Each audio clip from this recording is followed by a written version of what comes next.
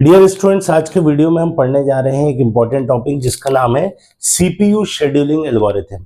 ये CPU scheduling algorithm क्या होता है, कितने टाइप्स के होते हैं, ये पूरा इंट्रोडक्शन पार्ट मैं आज के वीडियो में कवर करूंगा और आने वाले वीडियोस में इसमें आपको इससे एक एक एल्गोरिथम से रिलेटेड न्यूमेरिकल्स भी हम सॉल्व करेंगे। तो बेसिक में एक बार डेफिनेशन बता देता हूँ, रीड कर देता हूँ आपके लिए, उसके बाद में इसको समझाऊंगा, इस पूरी डेफिनेशन को एक्सप्लेन करूंगा आपको। तो सीपीयू शेड्यूलिंग एल्गोरिथम्स क्या है? तो CPU scheduling algorithm is a way of selecting a process from ready queue and put it on CPU. Ready queue से सेलेक्ट करके उसको सीपीयू पे रखने की प्रोसेस को हम कहते हैं शेड्यूलिंग एल्गोरिथम। अब ये मैं समझाता हूं आपको कैसे वर्क करता है। देखिए, होता क्या है कि हम इसको इन चार ब्लॉक्स के माध्यम से समझ सकते हैं। ये चार ब्लॉक्स मैं बना रहा हूं और इसके थ्रू आपको इसको एक्सप्लेन करता हूं। देखिए, जब भी आप एक यूजर हैं, यूजर एक प्रोग्राम टाइप करता है, जब भी एक यूजर एक प्रोग्राम टाइप करता है, कोई प्रोग्राम रन करना चाहता है, तो वो प्रोग्राम जाके सेव होता है आपका हार्ड डिस्क, या इस तरह से आप कह सकते हो सेकेंडरी मेमोरी में। ऐसे मतलब सेकेंडरी मेमोरी में सेव हो जाता है। अब यहाँ पे हमारे पास सीपीयू है जो उस प्रोग्राम को एग्जीक्यूट करेगा। सीपीयू क्या करता है, प्रोग्राम को, जो भी प्रोग्राम है उसको लेने के लिए वो रैम को एक्सेस करता है, यानी हमारी मेन मेमोरी को। एमएम मतलब मेन मेमोरी, एसएम मतलब सेकेंडरी मेमोरी, एमएम मतलब मेन मेमोरी। अब इशू क्या है? इशू ये है कि हमारा जो यूजर है उसने जो आपने जो प्रोग्राम लिखा वो कहाँ पे स्टोर है? हार्ड डिस्क में। और सीपीयू किसको एक्सेस करेगा? मेन मेमोरी को, रैम को। तो यहाँ पे ऑपरेटिंग सिस्टम का काम रहता है, ओएस लोड करता है।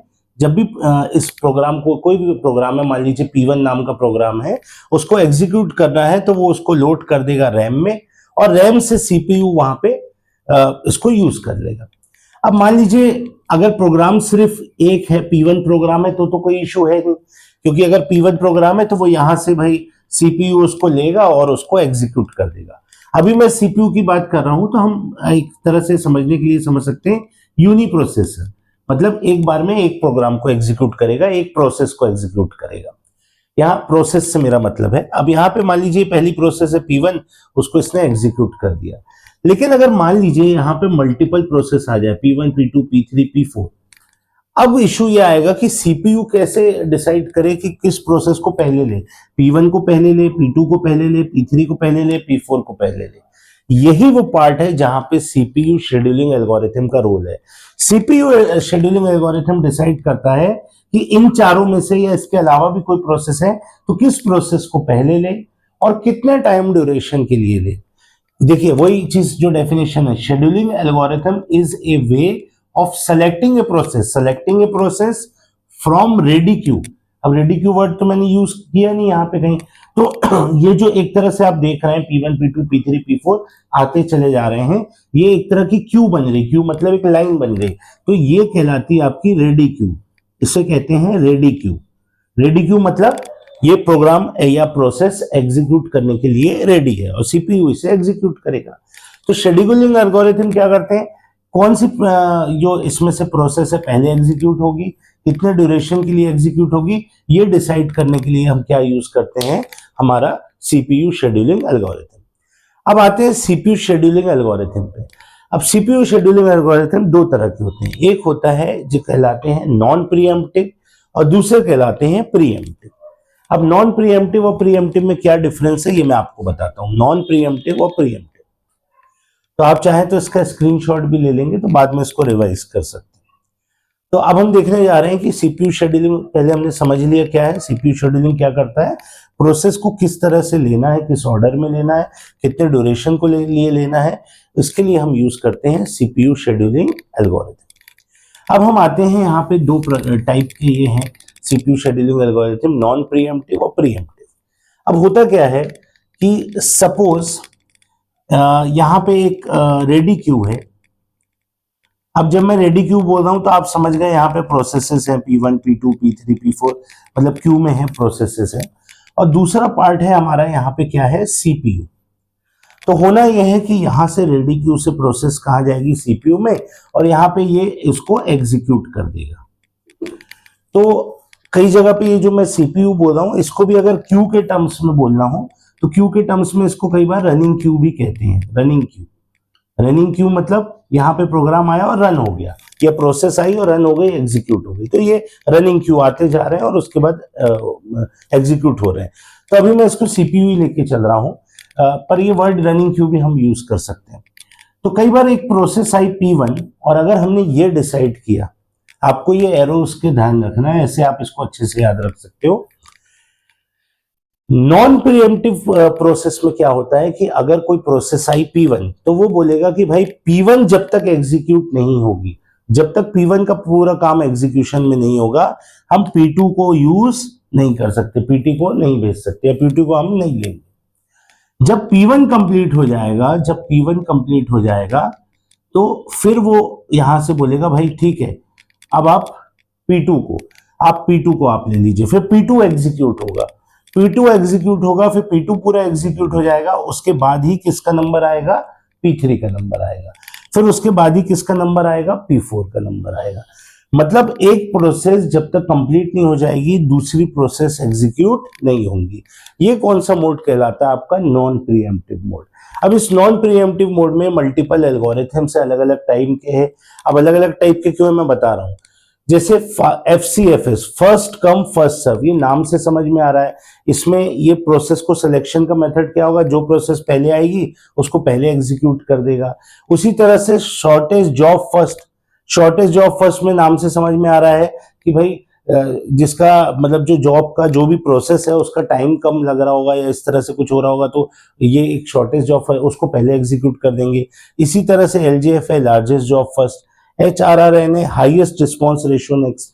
ये हम इंडिविजुअल वीडियोस इसके अलग अलग भी मैं आपके लिए बनाऊंगा और उसमें हम इसके न्यूमेरिकल्स भी करेंगे। अब बात आती है, ये हो गया नॉन प्रीएम्प्टिव, जिसमें एक बार में एक प्रोसेस जब तक एग्जीक्यूट नहीं होगी दूसरी प्रोसेस चालू नहीं होगी।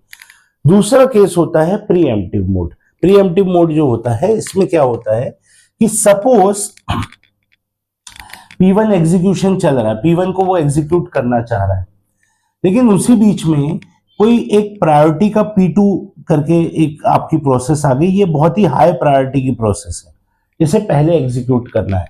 तो क्या करेगा, CPU इसे वापस रेडी क्यू में भेज देगा P1 को, और वहां पे वो होल्ड हो जाएगा। और यहां पे क्या होगा, P2 पहले प्रायोरिटी बेसिस पे क्या चीज एग्जीक्यूट हो जाएगी, P2। मतलब क्या हुआ, पहले वाले में नॉन प्रीएम्प्टिव में क्या हो रहा था, जो प्रोसेस एक बार स्टार्ट हुई जब तक वो एग्जीक्यूट नहीं हो जाएगी दूसरी प्रोसेस नहीं आ सकती।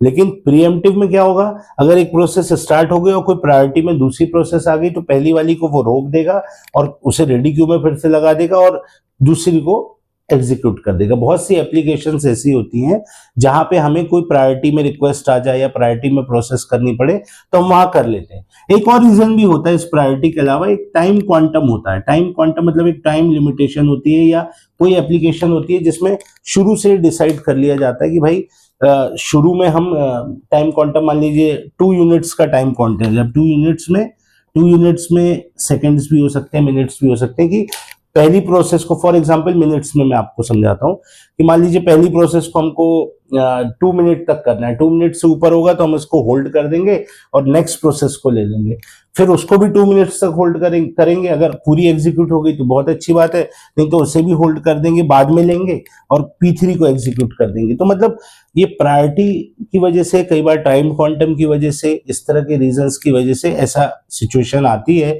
जहां पे हमें प्री एम्प्टिव मोड के एल्गोरिथम्स लगाने पड़ते हैं, जैसे कि SRTF shortest remaining time first, LRTF largest remaining time first, और एक बहुत ही फेमस इसका एल्गोरिथम है राउंड रॉबिन एल्गोरिथम। ये कई जगह मल्टीपल उसमें भी यूज होता है, तो इस तरह से हम इसको यूज करते हैं। तो इसके, अगर ये तो मैंने एक टेक्निकली बात बताई, आप नॉन टेक्निकली इसके एग्जाम्पल समझना चाहें तो बहुत से एग्जाम्पल है। अब मान लीजिए एक क्लास में एक टीचर है, उसे, या मैं ही हूं, मैं क्लास में हूं, मेरे को क्वेश्चन पूछना है, तो मैंने ऐसा लिमिटेशन रख दिया कि भाई आपके कितने भी क्वेश्चन हो, आप 10 स्टूडेंट है, 20 स्टूडेंट है, आपके जितने भी क्वेश्चन हो मैं सिर्फ 2 क्वेश्चन एट अ टाइम लूंगा, मतलब टाइम क्वांटम 2 यूनिट्स, मैं एक स्टूडेंट से 2 क्वेश्चन पूछूंगा। अब मान लीजिए पहले ही स्टूडेंट के पास 10 क्वेश्चन है, तो मैं उससे सिर्फ 2 पूछूंगा, फिर उसके जवाब दूंगा, उसके बाद नेक्स्ट को लूंगा, नेक्स्ट को, फिर वापस उसकी टर्न आएगी, वापस उसकी टर्न आएगी। तो ये एक एग्जाम्पल हो गया ऐसा। या फिर ये कौन सा मोड हो गया, प्रीएम्प्टिव। अब मैंने मान लीजिए उन्हीं स्टूडेंट से ऐसा बोल दिया कि जिसके जितने क्वेश्चन है सब मैं एक बार में बताते जाऊंगा, तो वो कौन सा मोड हो गया, नॉन प्रीएम्प्टिव। जैसे पहले वाले स्टूडेंट्स ने कई बहुत क्यूरियोसिटी होती है, तो उसने 10 क्वेश्चन एक साथ पूछ लिए, तो पहले मैं 10 बताऊंगा, फिर मैं दूसरे वाले के बताऊंगा, तो वो कौन सा मोड हो जाएगा, नॉन प्रीएम्प्टिव। आपको सिंपल याद रखना कि जब एक बार में एक प्रोसेस पूरी एग्जीक्यूट हो, वो वाले होते हैं नॉन प्रीएम्प्टिव, और जिसमें प्रोसेस को अपन वापस रेडी क्यू में भेज के दूसरी प्रोसेस को एग्जीक्यूट करते हैं, फिर उसको इस तरह की क्यू बना लेते हैं, तो वो कहलाते हैं आपके प्रीएम्प्टिव। होपफुली आपको basic concept CPU scheduling algorithm का क्लियर हुआ होगा।